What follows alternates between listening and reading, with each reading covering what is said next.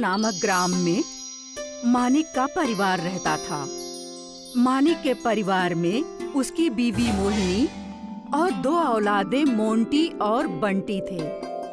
मानिक का छोटा परिवार है, लेकिन सुखी नहीं है, क्योंकि उनके पास बहुत कम पैसे हैं। मानिक को मजदूरी से बहुत कम पैसे मिलते हैं, जिससे घर चलाना मुश्किल होता है। मानिक सुबह सुबह अपने काम पर जाने के लिए निकला, लेकिन तभी उसके बच्चों ने उसे रोका। पिताजी, हम मदरसा नहीं जाएंगे। क्या हुआ बेटा, आज स्कूल क्यों नहीं जाना है?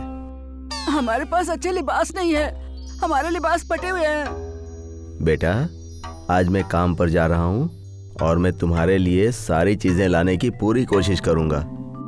पिताजी, आप रोज ऐसे ही बोलते हो, हमारी बहुत बेइज्जती होती है। अच्छा ठीक है, अभी तुम स्कूल जाओ, मैं आकर बात करता हूँ।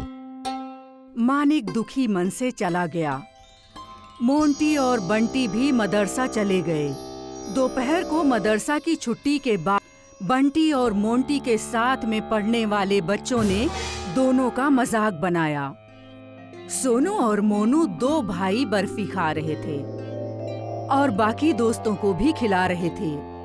भाई, मेरा भी बर्फी खाने का मन कर रहा है। हाँ भाई, एक दिन हम भी बर्फी खाएंगे। बर्फी खाने के लिए पैसे लगते हैं, पर अफसोस वो तुम्हारे पास नहीं है। जिस दिन हमारे पापा को अच्छा काम मिल जाएगा ना, उस दिन हम भी बर्फी खाएंगे। गरीब लोग, जब तुम्हारे पास कुछ है ही नहीं तो मदरसा क्यों आते हो? हम आपके दोस्त हैं, लेकिन आप फिर भी हमें परेशान करते हो। हम तुमको अपना दोस्त नहीं बनाएंगे। मोंटी और बंटी दोनों वहाँ से चले गए। दोनों बहुत दुखी थे, इसलिए वो अपने घर नहीं गए, बल्कि जंगल में चले गए और एक दरख्त के नीचे जाकर बैठ गए। भाई, हम ऐसे कब तक बेइज्जती सहते रहेंगे? कोई बात नहीं भाई, पिताजी को कोई अच्छा काम मिल जाएगा तो वो जल्दी लिबास ले आएंगे। भाई, वो सामने देखो, वो इंसान कुल्हाड़ी लेकर दरख्त काटने आ रहा है। सामने से एक इंसान हाथ में कुल्हाड़ी लेकर दरख्त की तरफ आ रहा था। मैं इसे दरख्त काटने नहीं दूंगा। हाँ, हमें इसे रोकना होगा। तब तक दरख्त काटने वाला लकड़हारा भी दरख्त के पास आ। हे बच्चों, यहाँ से हटो, मैं इस दरख्त को काटने आया हूँ। हम यहाँ से नहीं हटेंगे। आप इस दरख्त को नहीं काट सकते हो। तुम कौन होते हो मुझे दरख्त काटने से रोकने वाले? मैं इस दरख्त को काटने आया हूँ और मैं काट कर ही जाऊंगा। जब एक बार आपको बोल दिया तो बोल दिया कि तुम दरख्त नहीं काट सकते। तुम दोनों एक तरफ हो जाओ, वरना मैं तुम दोनों को भी। लकड़हारे के कुछ बोलने से पहले ही दोनों भाई लकड़हारे पर टूट पड़े। लकड़हारा वहाँ से जान बचाकर भागा। आज एक दरख्त की जान बचाई और इसीलिए खुशी हो रही है। हाँ भैया, मैंने किताब में पढ़ा था कि पेड़ पौधे हमारे पर्यावरण के लिए बहुत जरूरी हैं। हाँ, तुमने सही पढ़ा मेरे छोटे भाई। चलो घर चलते हैं, माँ इंतजार कर रही होगी। वो दोनों घर पहुँचे। तुम दोनों आ गए? आओ, खाना खा लो। ओफो माँ, आपने फिर वही पानी वाली दाल और मोटे चावल बना दिए। मुझे खाना नहीं खाना। बेटा, खाने के बारे में ऐसा नहीं बोलते। भाई, तुम ये खाना खा लो, खाने की बेइज्जती नहीं करते। जल्दी ही पिताजी हमें अच्छा खाना खिलाएंगे। मैं नहीं खाऊंगा ये खाना। वो पैर पटकता हुआ चला गया। आज आपको बहुत देर हो गई लौटने में। आज दिन भर काम की तलाश की, कहीं कुछ काम मिला? नहीं, आज भी मुझे कोई काम नहीं मिला। कोई बात नहीं, मिल जाएगा। हाथ पैर धो लीजिए, मैं खाना लगा देती हूँ। बच्चों ने खाना खाया? हाँ, मोंटी ने खाना खा लिया था। और बंटी? नहीं, बंटी को ये खाना अच्छा नहीं लगता। उसने नाराजगी में नहीं खाया। क्या करूं, मैं बच्चों के लिए अच्छे खाने का भी इंतजाम नहीं कर पाता हूँ। मैं आपसे एक बात बोलूं? हाँ बोलो। गांव में हमारे पास जो खेत है, क्यों ना हम वहीं पर वापस चलें? कम से कम कुछ तो खाने और पैसे का इंतजाम हो जाएगा। बात तो ठीक है तुम्हारी, मगर मेरे पास तो उसके लिए भी पैसे नहीं है। साहूकार चाचा से कुछ पैसे ले लीजिएगा और जब फसल अच्छी हो जाएगी तो वापस कर दीजिएगा। चलो तो फिर वापस चलते हैं गांव में। कुछ दिन बाद वो लोग गांव चले गए। नमस्कार साहूकार चाचा। आओ मानिक, कैसे हो? गांव कैसे आना हुआ? दरअसल शहर में अच्छा नहीं लग रहा था तो मैंने सोचा यहाँ खेती करूं। अरे मगर तेरी जमीन तो बंजर है। नहीं चाचा, कुछ तो करना ही पड़ेगा। मुझे कुछ पैसे चाहिए थे। अरे पैसे तो मैं दे दूंगा, पर याद रखना पैसे वक्त पर लौटा देना। वक्त बढ़ता जाएगा तो सूद भी बढ़ता जाएगा।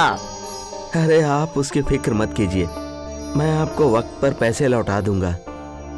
मानिक दिन रात मेहनत करता है और कुछ ही दिनों में अपनी मेहनत से जमीन को उपजाऊ बना देता है और उसकी फसल भी अच्छी हो जाती है। पर ऊपर वाले को शायद कुछ और ही मंजूर था। एक रात भयंकर तूफान आया और सारी फसल खराब हो गई। हे ऊपर वाले, ये तूने क्या किया? अब हम क्या करेंगे और क्या खाएंगे? परेशान मत हो मोहिनी, भगवान कोई न कोई रास्ता जरूर निकालेंगे। मानिक को कुछ समझ नहीं आ रहा था कि वो क्या करे। वो साहूकार के पास गया। हाँ भाई मानिक, क्या हुआ? तुम्हारा वक्त पूरा हो गया, लाओ लौटा दो मेरे पैसे। चाचा, मेरी फसल बर्बाद हो गई। अरे जब जेब में पैसे नहीं थे तो क्यों चले थे खेती करने? साहूकार ने मानिक को बहुत बेइज्जत किया और मानिक चुपचाप खेत की तरफ चल दिया। हे भगवान, ये कहर तुमने क्यों मुझ पर बरपाया? तभी उसकी नजर खेत में खड़े एक दरख्त पर पड़ी। वो उस दरख्त के पास गया और वो भौचक्का रह गया। मानिक घर लौटा। मोहिनी, इधर आओ।